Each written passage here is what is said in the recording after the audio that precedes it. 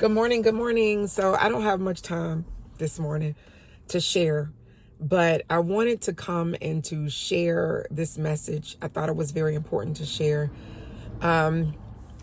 because a passage in my Bible just keep ringing in my ear in reference to, it's not a scripture, but it was a passage of somewhat like a quote in my Bible. Or it actually was in the notes, and it pretty much was saying that rebellious children are a result of rebellious families.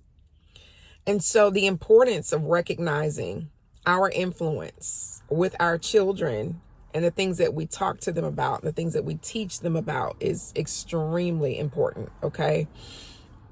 And so I'm in the car and I'm on the way to take my daughter to school this morning. And on yesterday, a young lady, or not young lady, but one of her friends gave her a ball that has an eye in it.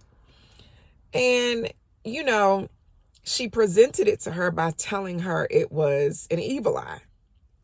And I don't know if you can see, but this is what the ball looks like. It has like an eye in it. And I was like, no, we're not keeping that. It's going in the trash. So I have it here because I'm going to throw it in the trash.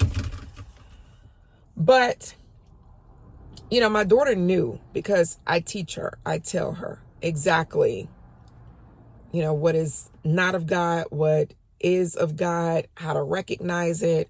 And so immediately when she saw it, she told her friend that I can't keep that. But yet she still brought it home because she wanted to be respectful. And so, I let her know what you should have done was just said, my mother's not going to let me keep this. So I'm going to give it back to you and let you take it. And she didn't, like I said, she felt like she was going to lose her friend if she didn't accept what she was giving her. So I had to explain to her that that's not how we operate. But that's why it's so important that we talk to our children. Because she was so concerned about how she was going to be perceived by not accepting what she was given. And even a lot of people that are adults act this way. Where they're more concerned about people. They're more concerned about how people are going to act or respond to their denial of what they're practicing. Or, how they're going to respond to their desire to step away and not participate in certain things because of the way that it offends God. And my daughter, she asked me, she was like, well, what is it that makes Jesus good? So I had to explain to her, even though she knows and hears the things that I tell her, because there are so many different options.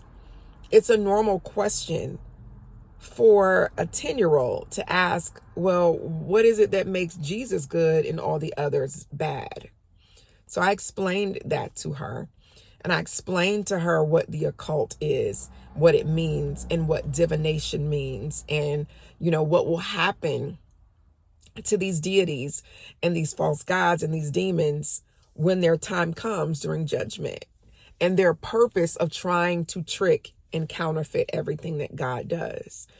So I wanted to just come and give this quick message because I think that it is very important that we make sure that if you have children or people that you are in charge of that are youth, younger than you, that you do more than just desire to take them to church every Sunday. Desire to do more than just take them to revivals and to Sunday school or to Bible study. A lot of the things that are needed to be shared are not being shared. Most of what you're being taught in church literally is probably 3% of what you should actually be learning. So it is vital that as a person that is called to steward over your children, that you educate yourself outside of church and that you make sure that you relay and teach this vital, detailed information to your children so that you do not create rebellious children because they are unaware of the things of the Spirit. All right, guys, I love you, and I will see you in my next video. Bye.